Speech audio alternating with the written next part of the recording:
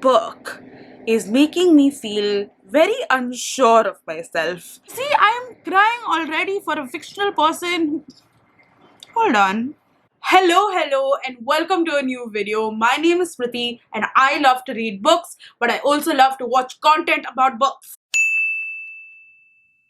So essentially, halfway through the year, what happens is that a lot of people start putting up these videos or posts about their favorite books of the year so far. This could be basically through posts or videos about their favorite books of the year so far, that's what it's titled, or through another medium called the Media Book Freakout tag, which is like a tag that everyone sort of does on the internet. It's like a thing. And the first question on that is your favorite book of the year so far. And I love watching these pieces of content because I like to get inspiration and try to understand what people are reading and what they have loved. And while I was watching this year, I realized that a lot of these books were being repeated, and a lot of people have really liked a certain book, and that one book was Notes on an Execution. So I decided to read that book, but while I was watching more content to see if other people had mentioned Notes of an Execution, I also realized that there were other books that were being mentioned quite a lot as well. So I decided to read 3 books overall and see what my thoughts were on other booktubers' favorite books of the year so far. So the 3 books that I read, apart from Notes on an Execution, were Elena Knows and Great Circle, and I am going to talk to you about them in this video and tell you my detailed thoughts about each of these 3 books. So the first book that really got my attention was what I said, Notes on an Execution by Dania Kakovka. If I'm saying her name wrong, I am so sorry, but this book is basically about this man called Ansel who is on death row, and we are following his perspective 12 hours before his execution. We are also getting the perspectives of the women in his life, and we get to understand more about these women, but also about him through these women. And this book, as I said, was mentioned by 4 booktubers, and these 4 booktubers are Cindy from With Cindy, Carrie from Carrie Can Read, Katie Colson from Katie Colson, and Gabby from Gabby Reads. All 4 of them are booktubers who I really look up to, and I think have great tastes in books. So the following is a very small snippet of what they all had to say about this book. I feel like it gives such an interesting discussion when it comes to the death penalty and whether a bad person is deserving of redemption, whether a bad person could have been a good person. And I like that this novel doesn't give a straightforward answer. Also, the most recent book, not to copy Cindy, but the most recent book that I read is actually Notes on an Execution, and that's the book that I think got me out of my current reading slump. Yeah, I thought it was really interesting, really beautifully done. So, the most well-written book, an absolute 5-star, Notes on an Execution by Dania Kakovka. This is so good. It is so astonishingly written. Look at these tabs. I'm blown away. This is a book that made me think. It made me feel. It made me feel so many emotions. I was talking about this with everyone. I feel like this book is one of the most thought-provoking books that I've read all year, and I think this book definitely starts a lot of conversations, and I think that's something that I always love when I read books. I love books that make you think for so long after you finish them, and I love books that make you question things. Alright, so now that we've heard from the booktubers, let's move on to my thoughts about this book. Happy Friday! Welcome to the end of this day. I have just gotten done with work, so I decided to shower, and soon after this I'm gonna do a face mask just to refresh myself up. But I'm also continuing to read Notes on an Execution. I'm about 100 pages in, and just to check in, this book is still exquisite in its writing. I just can't deal with how well she puts these words together and makes them into these beautiful sentences that bring forth just so much of emotion and makes you feel so uneasy, and I'm feeling good while reading it because I want to know what's happening, but also we're getting introduced to all of these different characters. So as I've said, it is a story of this man who is in jail and is soon to be executed, but it's told through the perspective of 3 women, I think, so far. I just read from 3 women's perspectives so far. So first I learned about the mother. So we get to know more about the mother as well as through her eyes more about Ansel, who's the killer and the main protagonist here. Then we get to hear of this girl called Safi, who is like a girl in a group home with him. And then third is the sister of a girlfriend of his. So we're getting these three perspectives, and it is very interesting how we get to know more about them as people, but also through their eyes we get to know more about like Ansel and his tendencies, and like we're clearly seeing that he is a psychopath, sociopath. Which one is the one without feelings? I think it's a psychopath, right? So like he clearly has those tendencies, and where that comes from we get to see like with his upbringing and all of that sort of stuff. So I just think that it's really interesting. It's also very interesting because we also get to see like Ansel in like current day, or like right before he's being executed. So we started off with 12 hours and that 12 hours to his execution. So we basically see like this countdown. So after one perspective we go back to Ansel and it's about 2 hours post. So we see what he's been doing and like just his thoughts. So he studied philosophy, so he has like these thoughts on like the multiverse, and like there must be a version of him that did not do all of these bad things, or there must be a version of him that didn't get treated in this sort of way which made him the person that he is. And it's this theory that he has, that he's been writing, and he's been working on since like a long time, but like he's been working on it especially in jail. And basically the theory is that there is no such thing as good or evil. Instead we have a memory and a choice, and we all live at various points on the spectrum between. We are created by what has happened to us combined with who we choose to be. And I sort of like find myself agreeing to this, but it's what like a killer has said, and I don't know, like I just want to know more now. So I am intrigued by just all the perspectives and all the women. I find them all to be like very fascinating on their own as well as just like things happening with Ansel and in the jail, and what's happening there. So yeah, interesting times. Again, really liking the writing. Just so jealous. I'm gonna do the face mask now and then continue reading.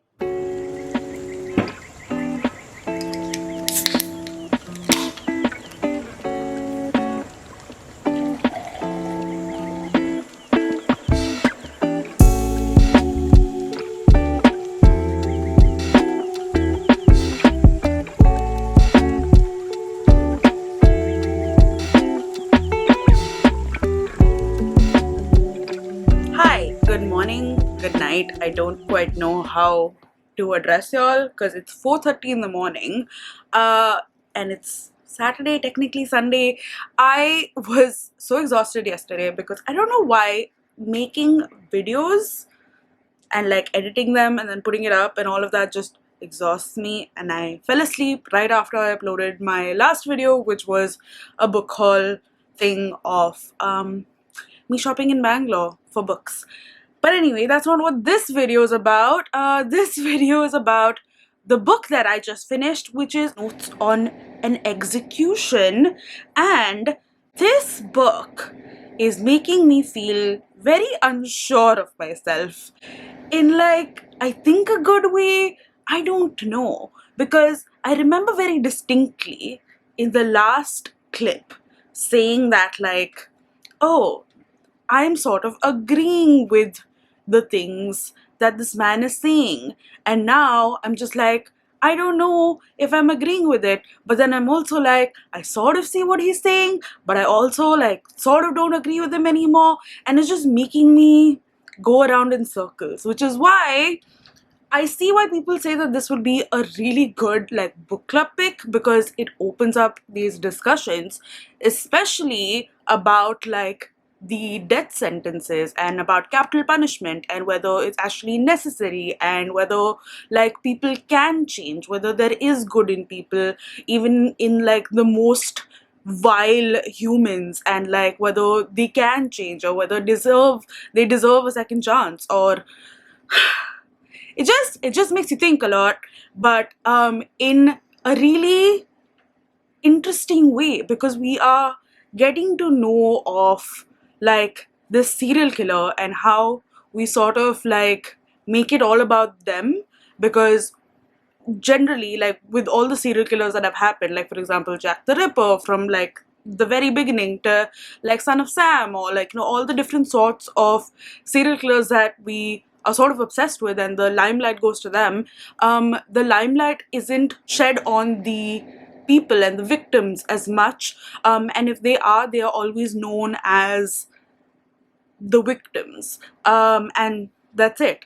And I just think that it's just so interesting what this book does, that it's talking about what has happened because of this crime and because of this killer, but it's told through the perspective of these women and what they have dealt with, and how it's so categorically also about them more than anything, not so much about him. So I love how they moved, like even though his story is the main thing that threads them all together, it's not the main thread, if you get what I mean. Like it's the main thread, but like not the most important bit in the story. I don't know if that's making any sense. I just think that this is just very well done. But still, overall, I am going to give this not a 5 star, but I might change that given like how I start thinking about this book later, or like all of that. But as of right now, as I have just finished this book, I'm going to give this one a 4.5 star, but a very, very high 4.5 star. I just don't think that it's a 5 star for me, even though I think that the writing is brilliant, the characterizations are brilliant.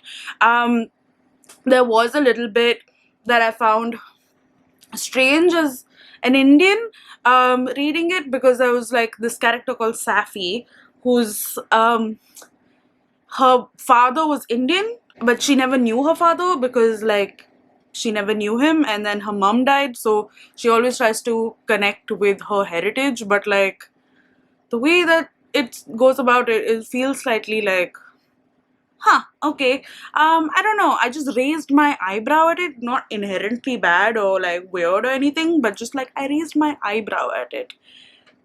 The pacing was good, but also like in the middle, I started to almost not care a little. So that was like, I did care, but not as much. It's still a very high 4.5 stars. I'm just trying to tell you why it's not a full 5 star. That's my reasoning. I hope you understood my entire rant and I don't have to edit too much out. The next book that I read was Elena Knows by Claudia Pinero, translated from Spanish by Francis Riddle. And this is a book by this Argentinian author, and it basically tells us the story of Elena, who is an old lady. She is dealing with Parkinson's and she is full blown in the throes of it, but she is also grieving the death of her daughter, who has apparently committed suicide. But Elena knows that that is not the case. She believes that there is something much more to it, and she believes that she has to make this journey to go and sort of recruit this person to help her with finding out what actually happened.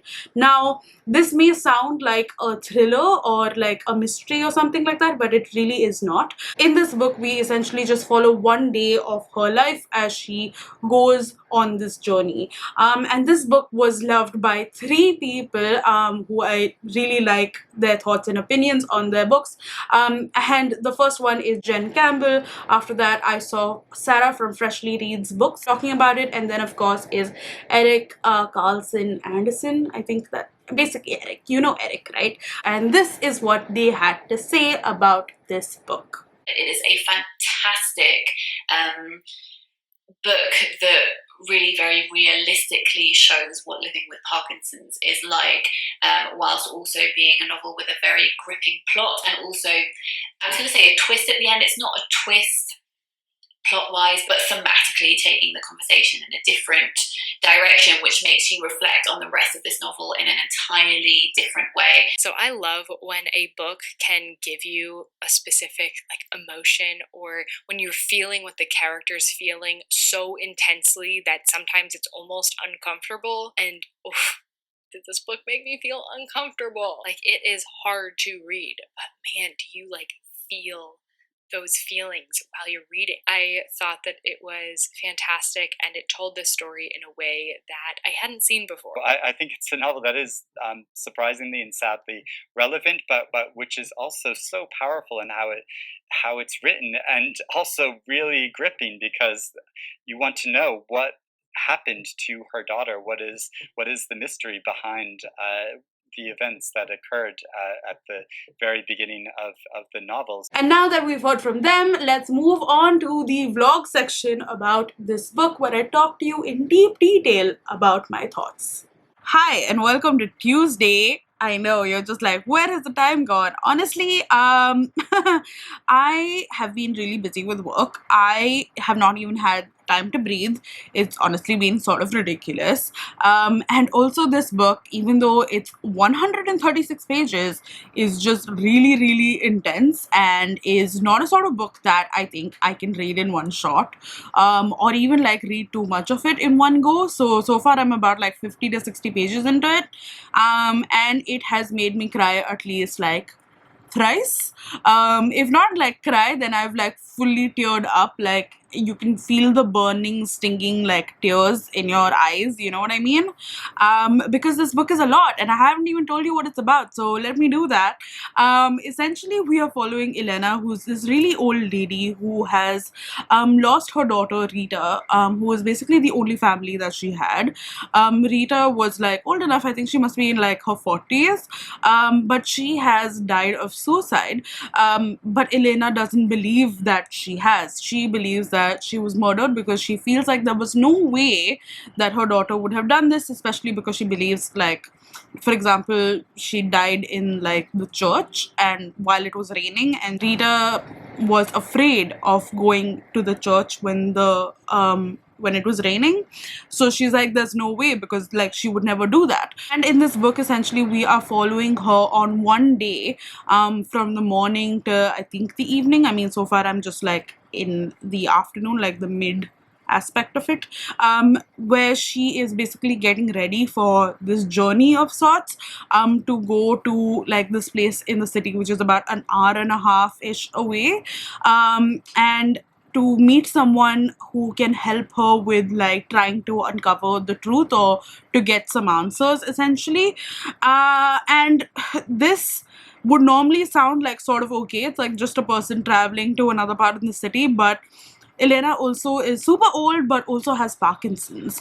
And Parkinson's is a debilitating disease which can really affect all parts of your body, your brain and your muscles, and just I've never read a book where we get to know of Parkinson's through the main character, and the main character themselves is dealing with this disease, and all the things that they sort of have to go through to even get out of bed or behave like a regular functioning adult, with no drool dropping down your cheeks, and generally not being able to look up, because your neck muscles have almost atrophied, and you just can't get your neck to look up.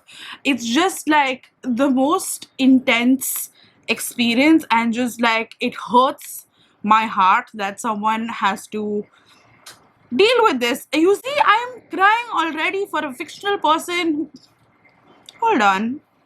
Alright, but anyway, it's not just about the physical pain also, but it's also about the mental anguish that she's dealing with, because she has lost her daughter through this terrible way, and she doesn't believe that this is so, and she's trying to find out what happened. So in one chapter, for example, we get to understand her journey going to this place, and we get to see her through this, but in other chapters, which are alternate chapters, we see her past, or things that have happened. So we one see like her relationship with her daughter, and what that was like. So yes, they did fight a lot, but they were like mother and daughter, and they did care for each other immensely. It's not like a book that talks about a mother-daughter relationship with like rose-tinted like glasses. It's very like real, so like it hits you even more, sort of. At least I think so. And I just think that this book is really going to like hit me in the feels. It's already hit me in the feels a lot already. I just feel like it's a lot to deal with, and I want to just take it slow. So I'll be back once I finish it. Today, however, is the announcement for the long list of the Booker Prize. So I'm really excited about that. I'm going to be filming my reactions, so I will link you to that video up above, because I just need something like a little more happier in my life. Okay, so I have finished the book, and contrary to what I said last time, I didn't need more time. I just needed a day, and I finished it. And I think that's because the second half of the book is very much about the journey that Elena goes on. So it's not so much being in her head and like getting to know about her grief. That part we already got through in the first part. Not like it wasn't there at all, it was, but also I feel like maybe the aspects of like her dealing with her Parkinson's, etc., it was spoken about quite in detail. But because like I was kind of used to this idea now, so like it didn't hit me as bad as it did in like the first few like chapters or the first part or so. But yeah, I think that's basically what happened. It was a combination of these two, and I think that in the second half we learned a lot. There were still some really like troubling topics that were brought up that we learned of, and I can't really talk to you about them without spoiling you, and it is a short book, so I would not want to do that. But yeah, some really interesting topics. And I think basically the overall like overarching theme of this book is basically like women and like bodily autonomy, and how sometimes we just can't get it. I also feel like character wise this book was really well done, and I think probably one of the better character works that I have sort of seen, if that makes any sense to you. Because basically through this book, right, we get to know these two people, which is basically like Elena, the mother, and Rita, the daughter. And initially you're like, oh, I have like sort of sympathy for you because of all of the stuff that you're going through. But also like as you read on, you realize that Elena wasn't like the greatest mom or like just the greatest person. Like she said some really like harsh things, and you was just like, whoa. So you feel sympathy for this person, but you also are like questioning the sort of stuff that they are saying or they have said in the past, so you know that they're not perfect. And similar with Rita, like she's snappy and she's like annoyed at her mother at all points of time, but she's also doing such a great job in like trying to take care of her, and she's obviously very scared for her mom, and all of the things that she has to go through being like a caregiver for her mother is just really hard. But also she's very judgmental, and she has like her thoughts, and like she's deeply religious, and like all of the things that like she sort of did or like has said because of it is just like, whoa, you tend to question that as well. So I think that like character wise this book was excellent in terms of giving you like this like 360 sort of character. It didn't really feel just like very caricaturey, it just felt very real, and like just made you think a lot. Also another thing which I really loved about this book was the fact that like it was so atmospheric.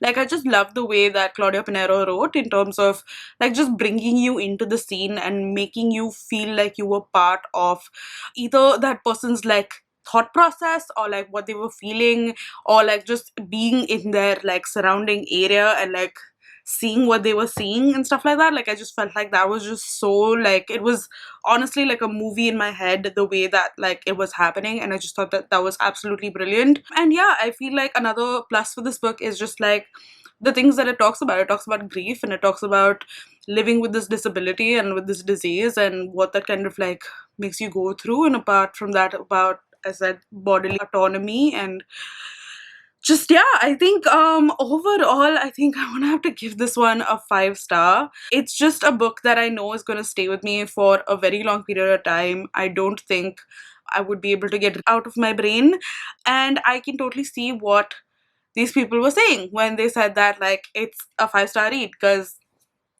yeah, it's super intense, makes you feel a lot, but it also makes you think a lot, and like it's just wonderfully written as well. So yeah, it's just very heavy. So go into it with all of the trigger warnings ahead of time, and yeah, enjoy as much as you can, I guess, because like it's not a very enjoyable read, but it's a beautiful one. All right, and the last book that I read was The Great Circle by Maggie Shipstead. This is a book that was longlisted for last year's Booker and this year's Women Prize. It was also shortlisted for this year's Women's Prize, and a lot of people have really good things to talk about it. Essentially, this one is a book about this lady named Marion Graves, who was in the 50s a pilot, and she had a very interesting life, but she disappeared while on this crazy adventure sort of thingy of trying to circle the world from pole to pole,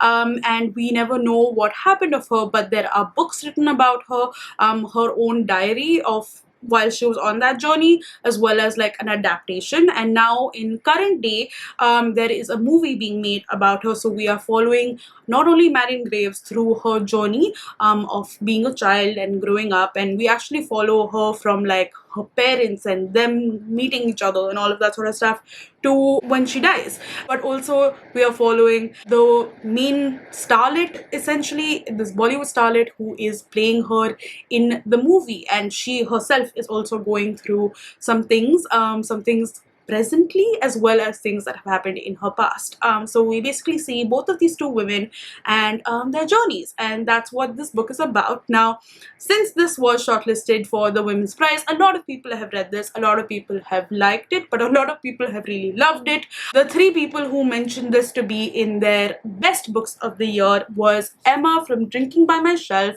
Grace from GK Reads, and Lauren from, I'm forgetting her YouTube channel, but I will link all of these people and their videos down in the comments down below for you to check out. But anyway, this is what they had to say about this book. A lot of what I loved about this book is it's really about the stories that we tell and the different interpretations that we put onto the stories that we tell. And so uncovering the difference between the life somebody led versus the story that we want to tell about that person's life. And on top of that, it's just an incredible, sweeping story that spans a really long time ago, all the way back to meeting Marion's grandparents, I think it is where it starts. And so we go through the decades and across the world, and it's just joyful to read about. I just fell in love with the characters again in this book, the storytelling. It was my first Maggie Shipstead, and the writing was just, I was a bit intimidated, like it's a long book. I was like, oh, how am I going to find this? I was immediately captivated by the storytelling, just immediately hooked and engrossed. I loved it. Every time I read it, I was so into it. I was so, like, it was one of those books that sort of like just makes you forget everything else that's going on around you. And yeah, it was just so epic. And like I said, there was just so much going on. Like, to follow a book which follows someone's life in such sort of minute detail, well, that is my bag. Particularly if it's about a strong, like, woman who knows herself and is like just has got adventure in it. There's so much adventure in here. I really, really, really loved it.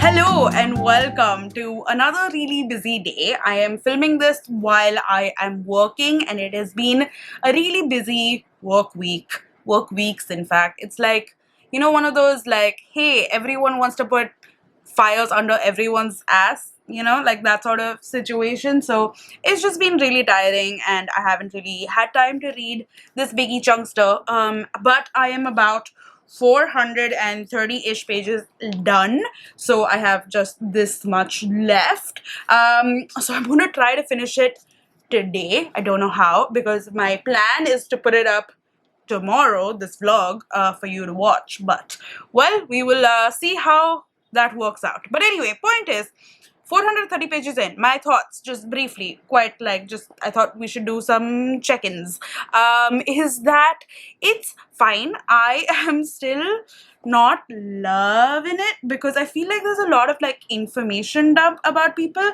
I'm also not liking, like, for example, the last few bits that I have read.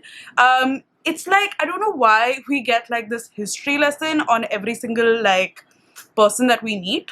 Like, we just met this one person, something to do with planes, okay, and like the war and all of that. So if you've read the book, you know what I'm talking about. But like, we've got this whole like, where was she born? Who was she? How did she become who she became, and all of that sort of stuff. And I'm just like, I don't know if I wanted this information. Like, she's just fulfilling this small role so far, I think.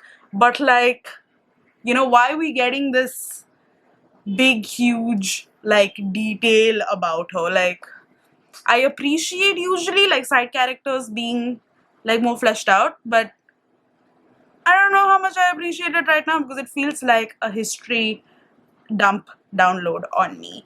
So I don't know, I'm not quite enjoying the Marian versions of this book so much. It's still interesting. I still think that her journey is cool. However, I am starting to like Hadley's version a lot more. I'm starting to warm up to her. She is just basically a person who's really confused and really fucked in the head, and she's just like, I don't know what I'm doing with my life. And I get that. I really get that.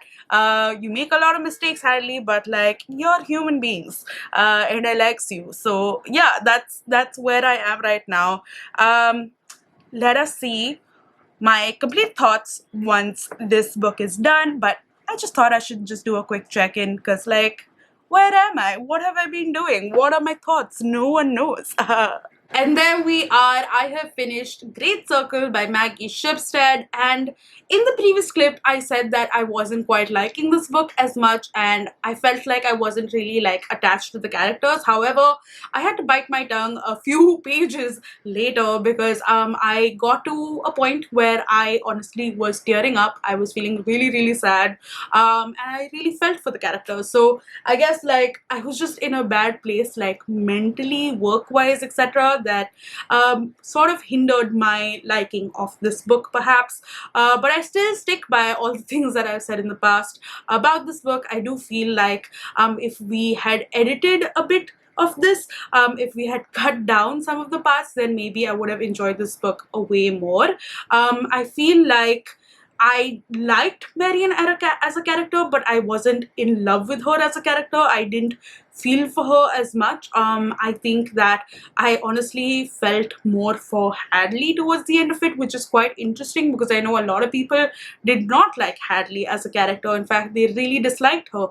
But maybe I just really like women who haven't figured out life and are fucking things up, because same, as I have said. But yeah, I think overall, I think that the writing was really great. I really liked how the story was told, but this book wasn't like a favorite for me. I think overall this book was maybe just like a 3.5 star for me. I still can appreciate it for what it is and I can see what other people liked in it. However, this wasn't for me. I think it was maybe a little too hyped in my head personally because just the thought, like overall synopsis of it just sounded so up my alley, but it wasn't when I started reading it.